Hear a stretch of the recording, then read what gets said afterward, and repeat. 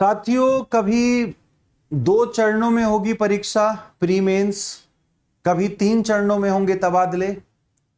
ना तो ये परीक्षा हो रही है ना ये तबादले हो रहे हैं। तबादले मतलब ट्रांसफर। बात कर रहे हैं बीपीएससी टीआरई 4.0 की।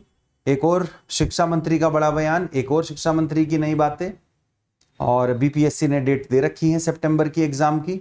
तो चलिए शुरू करते हैं, कुछ बातों का जिक्र करते हैं। सभी का वेलकम है भाई, नमस्कार है सभी को।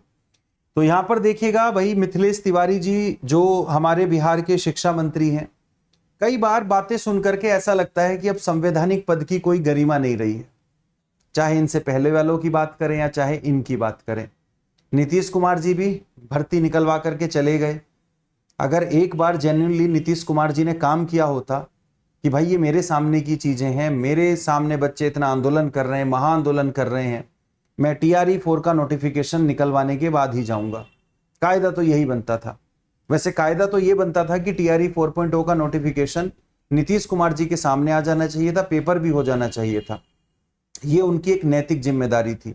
बिहार ने उनको बहुत सम्मान दिया है, 10 बार मुख्यमंत्री बनाया है, और इतना भी वो नहीं करके गए तो ये मैं सबसे बड़ा दोषी उनको बोलूंगा। बाकी ये तो जब उन्होंने ही जिम्मेदारी नहीं समझी तो ये लोग तो क्या समझेंगे। इनसे पहले सुनील कुमार जी भी 7-8 बार जो है वो निकाल चुके हैं, और अब मिथिलेश जी हर दूसरे तीसरे दिन भर्ती को निकाल देते हैं, कभी पैटर्न के बेस पर, कभी तबादलों के बेस पर। देखिए आज क्या कह रहे हैं। पहले चरण में समानुपातिकरण को 29 से पढ़ेंगे आवेदन। 10 से 14 सितंबर तक होगा पारस्परिक स्थानांतरण। 16 सितंबर से शुरू होगी सामान्य स्थानांतरण की प्रक्रिया।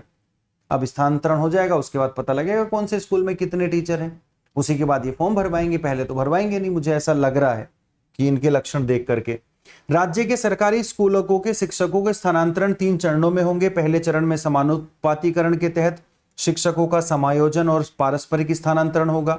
दूसरे चरण में जिला प्रमंडल और राज्य स्थापना समिति द्वारा जिला व प्रमंडल संवर्ग के शिक्षकों का पारस्परिक स्थानांतरण किया जाएगा। तीसरे चरण में सामान्य तबादले होंगे, कहीं जाकर के सितंबर की बात हो रही है। तो ये सारी चीजें हो रही है।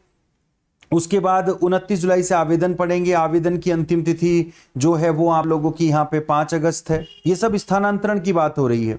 इसमें कहीं भी अगर हम ऐसी बात करें तो कोई ऐसा जिक्र नहीं है। और इन्होंने मतलब पहले ये अपने 2 स्टेटमेंट दे चुके हैं जो कॉन्ट्राडिक्ट कर रहे हैं।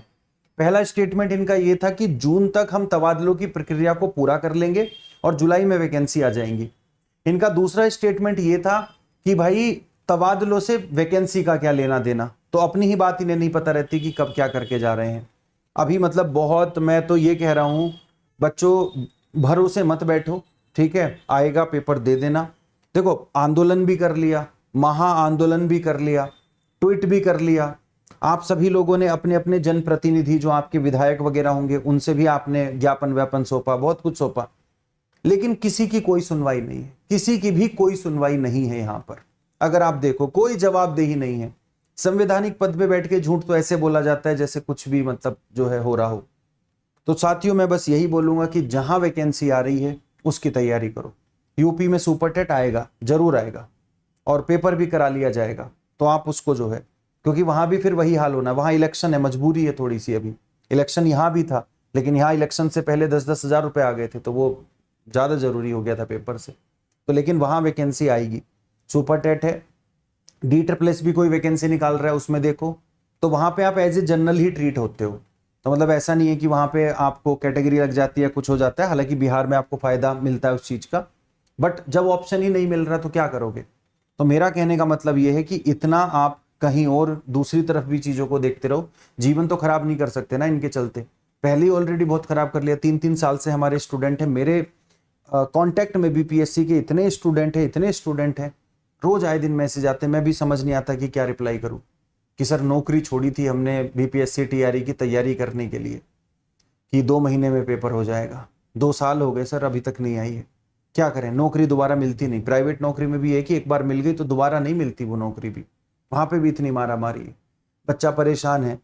कोई बच्चा अपने घर चलाने के लिए नौकरी कर रहा था, कोई बच्चा जो है ट्यूशन पढ़ा करके गुजारा कर रहा था, खुद को टाइम नहीं दे पा रहे थे कि चलो एक बार 2 महीने तो जैसे तैसे करके निकाल लेंगे, ठीक है। लेकिन 2 महीने बाद क्या, अभी तो 2 साल हो गए, नौकरी नहीं है।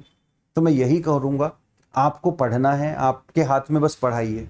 आपने सारी चीज़ें करके देख ली, आंदोलन हो गया, महाआंदोलन हो गया, भर्ती तभी निकलेगी जब इनका मन करेगा। ये उसी तरह से भाई सत्ता में बैठे हुए हैं। तो आपको क्या करना है, आपको सिर्फ और सिर्फ जो है अपनी तैयारी पे फोकस करो, इधर उधर जो ऑप्शंस हैं उनको देखो, क्योंकि चीज़ें ज़्यादा नहीं बदलती। 80 सिलेबस वही रहता है, आप किसी का भी उठा लो। जो आप बीपीएससी में पढ़ते हो, DSSB में पढ़ते हो, सुपर टेट में पढ़ोगे, LT में आपने पढ़ा होगा, 70-80% सिलेबस वही रहता है। बिहार में थोड़ी बिहार की चीज़ें जुड़ जाती हैं, यूपी में थोड़ी यूपी की चीज़ें जुड़ जाती हैं, लेकिन चीज़ें वही रहती हैं ओवरऑल। तो पढ़ो, मेहनत करो और भाई निकलो, मतलब जो है इस जंजाल से। कब तक ये वैकेंसी खेलते रहेंगे मुझे नहीं पता, 25 जुलाई को आएगी कि नहीं आएगी, ठीक है, बट क्या कह सकते हैं, ना तुम्हारे हाथ में कुछ है ना मेरे हाथ में कुछ है।